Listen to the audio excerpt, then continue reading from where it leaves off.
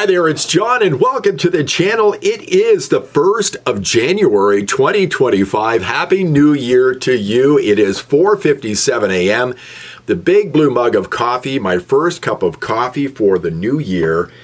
And I'm going to give you a wish list of things I'd like to see happen over the next 12 months here in Canada. And I would like to hear your thoughts. I put this list together, top 10 in no particular order, very fast this morning. And I'm sure I missed some things. So let me know in the comments what you think. And maybe I'll do a follow-up on this later this week if I get enough suggestions. I originally thought about talking about the important politicians for Canada over the last 12 months. I thought of three. Trudeau. Okay, he's had a precipitous fall from grace over the last 12 months, and what he does over the next little while will have a huge effect on Canada, certainly. Pierre Poilievre has been unbelievable. I don't think there's been a conservative politician like him.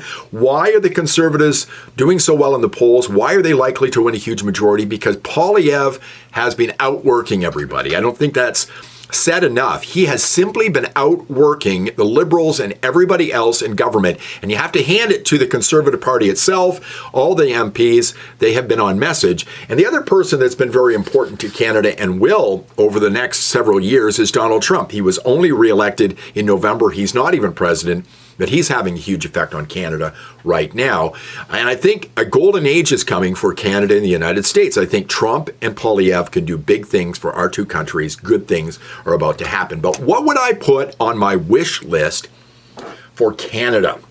Okay, in no particular order. Number one, as you know, lots of videos online about this. The Liberals at 16% in the polling. I want Poilievre to make a statement and tell the Liberals and the Canadian people the Liberals have no mandate to do anything in this country right now. And I'm talking specifically about spending. I've said a couple of times on this channel, the Liberals can spend a lot of your money before they're finally out of office. And I want Poilievre to say they have no mandate to bribe people with their own money. And I'm thinking of things like loan forgiveness for students. I think they would possibly try to throw that out to try to get students to vote for them. No taxpayer-funded freebies for anyone. I want Poilievre to say they have no mandate. If you're at 16%, stop spending Canadians' money. Number two, a moratorium on all immigration. Not a slowing down like the Liberals are doing, not a cutting back, but an absolute trickle of immigration to this country. It is a huge problem for us right now. We brought too many people in over the last several years, and we need to get things down to virtually nothing. If people are here illegally, you give them plane tickets. If they are overstaying their welcome, you put them in jail.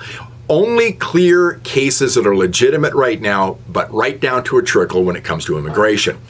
Number three, the end of all thoughts of net zero.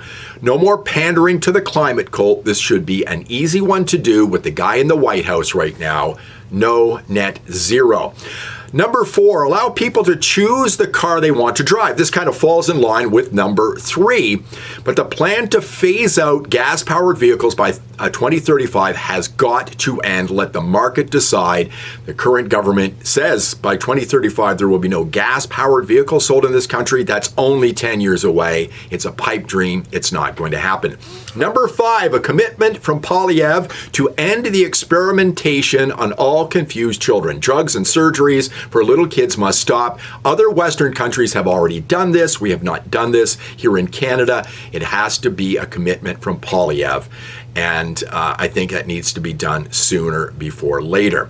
Number six, he has been saying to fund the CBC. I'll believe it when I see it, but he gets the biggest cheers when he says it at his rallies. I was at one here in Calgary at Spruce Meadows. Get it done early in your mandate. That way the pain will happen early and a lot of it will be forgotten before the next election. Create a DOGE. That is number 7 on my list, a Department of Government Efficiency. I've talked about this in previous videos. I think Kevin O'Leary would be a person to lead up Canada's DOGE. Start saving money immediately by cutting the federal payroll. We've heard so much about how the government has grown by 40% since Trudeau.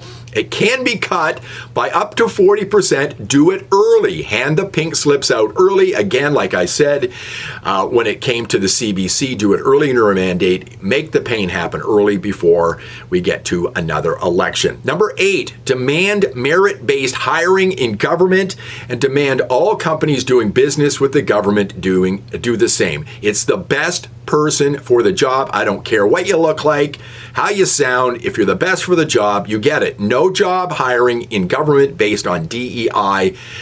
Hiring people based on skin color, gender, sexual orientation, or immutable characteristics, that is not equity, that is bigotry, and that is racism, and that's what's been happening in our government. Number 9, a commitment by the government to Canada's history.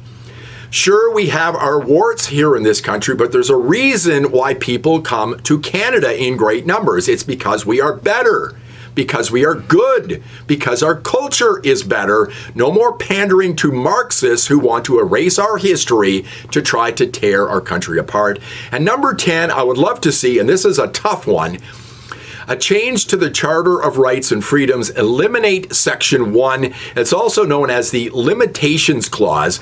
That allows the government to suspend your rights whenever it pleases. Think of the convoy in Ottawa a few years ago.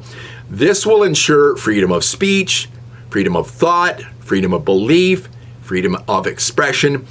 Your rights are absolute. They cannot be written off in a number of bills starting with C, and I'm talking about C11 and C12 and C36. The government is trying to get rid of your rights. They are absolute. So that's my wish list. I think I went through all 10. What do you think? I'd like to hear your thoughts on this. If you've got any more you'd like to see happen as we see a new government and a new year before us, let me know about it. I appreciate you watching. See you in the next one.